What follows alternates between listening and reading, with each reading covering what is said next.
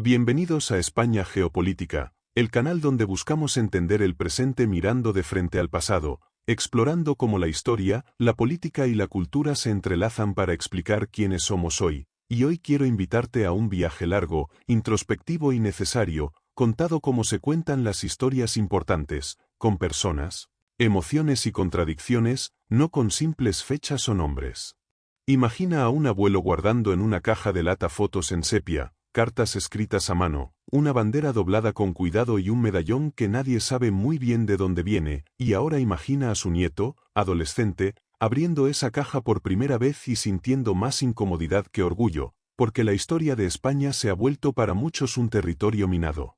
Un lugar donde las certezas se acaban y los sentimientos se mezclan, y esta es la historia de cómo llegamos hasta aquí. Durante siglos, España tuvo un relato común, imperfecto y lleno de contradicciones, sí, pero compartido, un relato que daba sentido al presente, que explicaba quiénes éramos y de dónde veníamos. Hubo grandes logros, momentos de orgullo, literatura, arte, ciencia, expansión, y también guerras, injusticias y fracasos, un país que no era perfecto, pero que podía mirarse a sí mismo y reconocerse.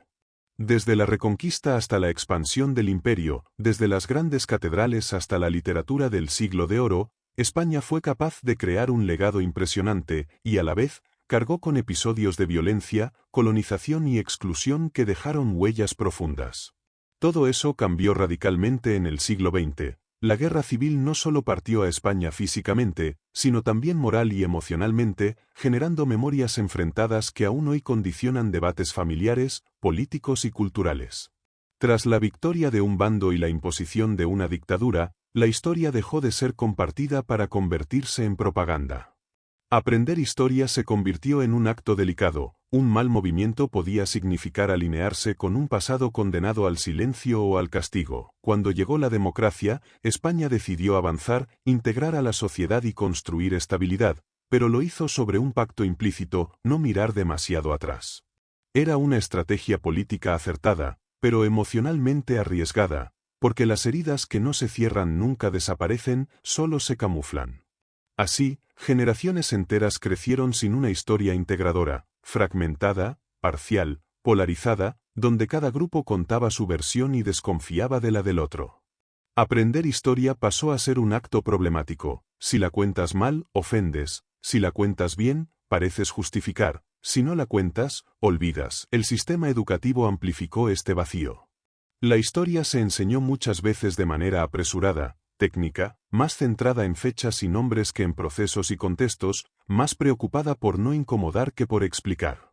Como resultado, muchos jóvenes crecieron pensando que la historia de España era una carga moral o una sucesión de errores, y no un relato vivo, lleno de decisiones humanas, conflictos complejos y también grandes logros culturales y sociales. Fuera de las aulas, el debate público hizo el resto. Los medios y la política convirtieron la memoria en espectáculo y cada símbolo, cada monumento, cada fecha, en un juicio inmediato. El pasado se volvió un arma arrojadiza, un campo de batalla donde ganar o perder significaba casi más que comprender. La sensación que se instaló en la sociedad fue que la historia no era para disfrutarla, para aprender de ella o para reflexionar, era para defenderse, para tomar partido o para evitar problemas. La curiosidad natural por el pasado fue reemplazada por el cansancio, la incomodidad, en muchos casos, la vergüenza. La globalización y la apertura de España al mundo ofrecieron otra vía de escape. Muchos comenzaron a construirse identidades más ligeras, menos polémicas, más cómodas: europeos, ciudadanos del mundo, individuos con orgullo cultural despersonalizado. Fue más fácil sentirse parte de algo amplio y abstracto que aceptar la complejidad de una historia nacional que sigue siendo motivo de debate y conflicto. Y así, poco a poco, la renuncia al pasado propio se normalizó.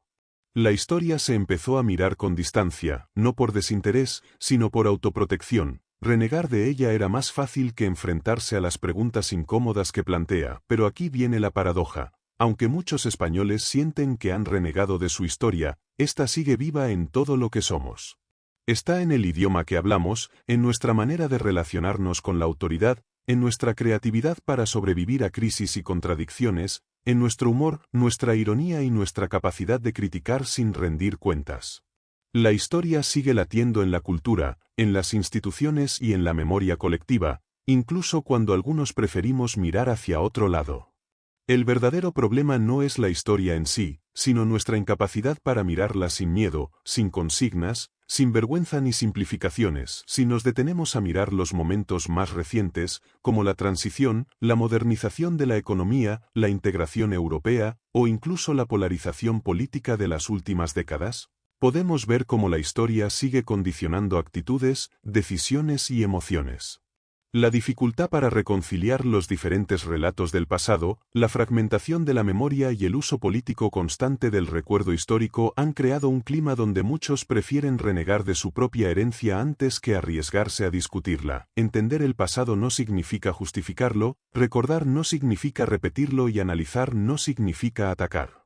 Es aceptar que un país, como una persona, se construye a partir de todo lo que ha vivido, los errores, los aciertos, las decisiones difíciles y los momentos de grandeza.